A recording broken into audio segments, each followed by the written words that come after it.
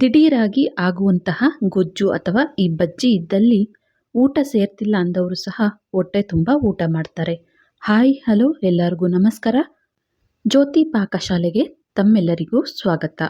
ಹೊಸದಾಗಿ ನಮ್ಮ cooking videos ನೋಡ್ತಿದ್ದಲ್ಲಿ please subscribe ಮಾಡ್ಕೊಳ್ಳಿ. ಈ ರೆಸಿಪಿ ಇಷ್ಟ ಆದಲ್ಲಿ ಒಂದು ಲೈಕ್ ಮಾಡಿ. ಈ ವಿಡಿಯೋದಲ್ಲಿ ನಾನು 2 ಬದನೆಕಾಯಿ 1 ಟೊಮೆಟೊ ಇದ್ರೆ ಸಾಕು, ತುಂಬಾನೇ ಸಿಂಪಲ್ ಆಗಿ ರುಚಿಕರವಾದಂತಹ ಈ ಬಜ್ಜಿ ಅಥವಾ ಗೊಜ್ಜು ರೆಸಿಪಿನ ಯಾವ ರೀತಿ ಮಾಡ್ಕೊಳ್ಬೋದು ಅಂತ ತೋರಿಸ್ಕೊಡ್ತಾ ಇದ್ದೇನೆ. ಆಂಧ್ರ ಸ್ಪೆಷಲ್ ಅಂತಲೇ ಹೇಳ್ಬೋದು.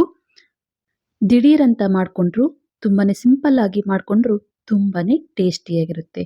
ಮುದ್ದೆಗೆ, ರೊಟ್ಟಿಗೆ, ಚಪಾತಿಗೆ ಯಾವುದರ ಕಾಂಬಿನೇಷನ್ ಆದರೂ ಈ ಗೊಜ್ಜು ಅಥವಾ ಬಜ್ಜಿ ರೆಸಿಪಿ ತುಂಬಾನೇ ಟೇಸ್ಟಿಯಾಗಿರುತ್ತೆ. ಬನ್ನಿ ಈ ಸಿಂಪಲ್ ಆದಂತಹ ಟೇಸ್ಟಿಯಾದಂತಹ ಆಂಧ್ರ ಸ್ಪೆಷಲ್. ಮೊದಲಿಗೆ ನಾನಿಲ್ಲಿ ಗ್ಯಾಸ್ ಮೇಲೆ ಕುಕ್ಕರನ್ನು ಇಟ್ಟು ಗ್ಯಾಸ್ ಹಚ್ಕೊಳ್ತಾ ಇದ್ದೇನೆ. ಇದಕ್ಕೆ ಸ್ವಲ್ಪ ಎಣ್ಣೆನ ಹಾಕ್ಕೊಳ್ತಾ ಇದ್ದೇನೆ.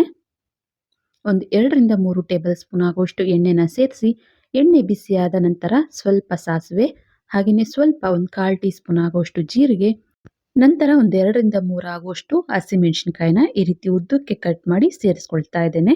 ಹಾಗೆಯೇ ಚಿಕ್ಕ ಗಾತ್ರದ ಒಂದು 2 ಈರುಳ್ಳಿನ ಈ ರೀತಿ ಉದ್ದಕ್ಕೆ ಕಟ್ ಮಾಡಿ ಇವನ್ನು ಸಹ ಒಗ್ಗರಣೆಗೆ ಹಾಕ್ಕೊಳ್ತಾ ಇದ್ದೇನೆ. ನಂತರ ಇದಕ್ಕೆ ಸ್ವಲ್ಪ ಕರಿಬೇವನ್ನ ಸೇರಿಸಿ ಈ ಒಗ್ಗರಣೆ ಈರುಳ್ಳಿ ಎಲ್ಲ ಚೆನ್ನಾಗಿ ಸಾಫ್ಟ್ ಆಗೋವರೆಗೂ ಇದನ್ನ ಫ್ರೈ ಮಾಡ್ಕೋಬೇಕಾಗುತ್ತೆ.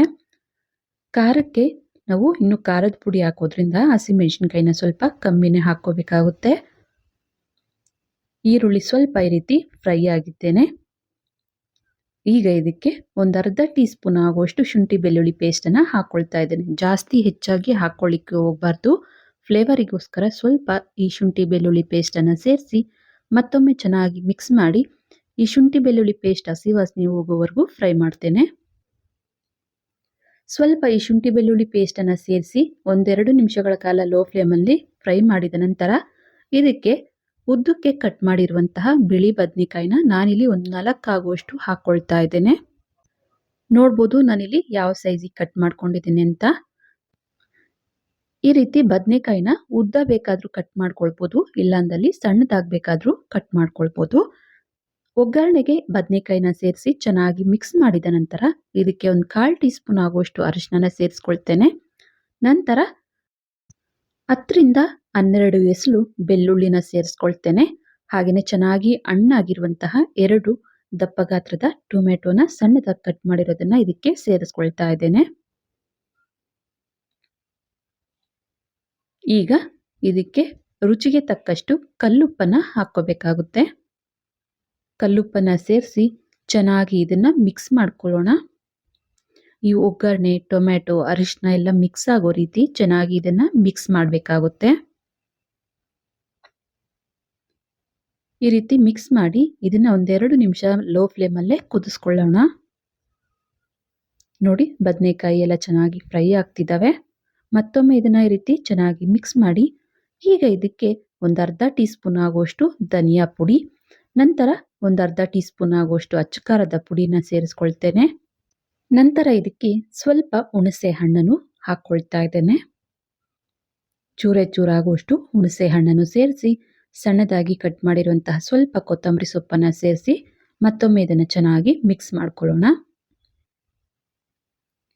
ಈ ರೀತಿಯಾಗಿ ಮಿಕ್ಸ್ ಮಾಡಿದ ನಂತರ ಈಗ ಇದಕ್ಕೆ ಒಂದು ಚಿಕ್ಕ ಗ್ಲಾಸ್ ಆಗುವಷ್ಟು ನೀರನ್ನು ಸೇರಿಸ್ಕೊಳ್ತಾ ಇದ್ದೇನೆ. ನೋಡಿ ಎಲ್ಲ ತರಕಾರಿ ಈ ರೀತಿ ಮುಳುಗುವಷ್ಟು ನೀರನ್ನು ಹಾಕ್ಕೋಬೇಕಾಗುತ್ತೆ. ಜಾಸ್ತಿ ನೀರನ್ನು ಹಾಕೊಳ್ಳಿಕ್ಕೆ ಹೋಗಬಾರ್ದು. ಈ ರೀತಿ ನೀರನ್ನು ಸ್ವಲ್ಪ ಸೇರಿಸಿ ನಂತರ ಕುಕ್ಕರ್ ಲಿಡ್ಡನ್ನು ಕ್ಲೋಸ್ ಮಾಡ್ತೇನೆ. ಇದನ್ನ 1 ವಿಜಿಲ್ ಅಥವಾ 2 ವಿಜಿಲ್ ಕೂಗಿಸ್ಬೇಕಾಗುತ್ತೆ. ನಾನಿಲ್ಲಿ 2 ವಿಜಿಲ್ ಕೂಗಿಸಿದ್ದೆ. ನೋಡ್ಬೋದು ಬದನೆಕಾಯಿ, ಟೊಮೆಟೊ ಎಲ್ಲ ಚೆನ್ನಾಗಿ ಬೆಂದಿದ್ದಾವೆ.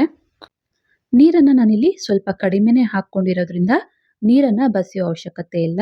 ಹಾಗೆಯೇ ಇದನ್ನ ಚೆನ್ನಾಗಿ ರೀತಿಯಾಗಿ ಮ್ಯಾಶ್ ಮಾಡ್ಕೋಬೇಕಾಗುತ್ತೆ.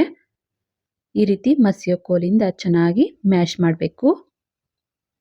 ನೀರನ್ನು ಜಾಸ್ತಿ ಹಾಕ್ಕೊಂಡಿದ್ವಿ ಅಂದಲ್ಲಿ ಈ ರೀತಿ ಮಸಿಬೇಕಾದ್ರೆ ಕೈ ಮೇಲೆಲ್ಲ ಸಿಡಿಯೋ ಚಾನ್ಸ್ ಇರುತ್ತೆ. ಹಾಗಾಗಿ ಬಿಸಿ ನೀರನ್ನು ಸ್ವಲ್ಪ ಬಸಿದು ನಂತರ ಈ ರೀತಿ ಮಸಿದ್ಕೊಳ್ಬೇಕು. ಈ ಹದಕ್ಕೆ ಅಲ್ಲಲ್ಲಿ ಸ್ವಲ್ಪ ಬದನೆಕಾಯಿ, ಟೊಮೆಟೊ ಬಾಯಿಗೆ ಸಿಗೋ ರೀತಿ ಇರಬೇಕು. ಈ ಹದಕ್ಕೆ ಮಸಿದ್ರೆ ಸಾಕು. ಈಗ ಸಣ್ಣದಾಗಿ ಕಟ್ ಮಾಡಿರುವಂಥ ಸ್ವಲ್ಪ ಕೊತ್ತಂಬರಿ ಸೊಪ್ಪನ್ನು ಸೇರಿಸಿ ಚೆನ್ನಾಗಿ ಇದನ್ನು ಮಿಕ್ಸ್ ಮಾಡ್ಕೊಳ್ಳೋಣ. ಮೊದಲಿಗೇನೆ ನಾವು ಒಗ್ಗರಣೆ ಎಲ್ಲವನ್ನ ಹಾಕ್ಕೊಂಡಿರೋದ್ರಿಂದ ಮತ್ತೆ ಇದಕ್ಕೆ ಒಗ್ಗರಣೆ ಹಾಕ್ಕೋಬೇಕು ಅಂತ ಏನೂ ಇಲ್ಲ. ಈಗ ನೋಡ್ಬೋದು ಬದನೆಕಾಯಿ ಗೊಜ್ಜು ಅಥವಾ ಬದನೆಕಾಯಿ ಬಜ್ಜಿ ರೆಡಿ ಆಯಿತು. ಇದನ್ನು ಒಂದು ಬಟ್ಲಿಗೆ ಸರ್ವ್ ಮಾಡ್ತೇನೆ.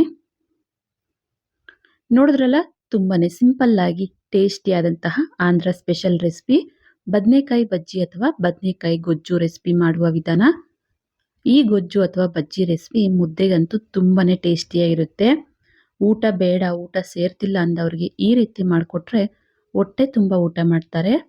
ಈ ರೆಸಿಪಿ ನಿಮಗೆ ಇಷ್ಟ ಆಗಿದೆ ಅಂದ್ಕೊಳ್ತೇನೆ. ಇಷ್ಟ ಆದಲ್ಲಿ ಈ ವಿಡಿಯೋಗೊಂದು ಲೈಕ್ ಮಾಡಿ, ಕಮೆಂಟ್ ಮಾಡಿ, ಶೇರ್ ಮಾಡಿ.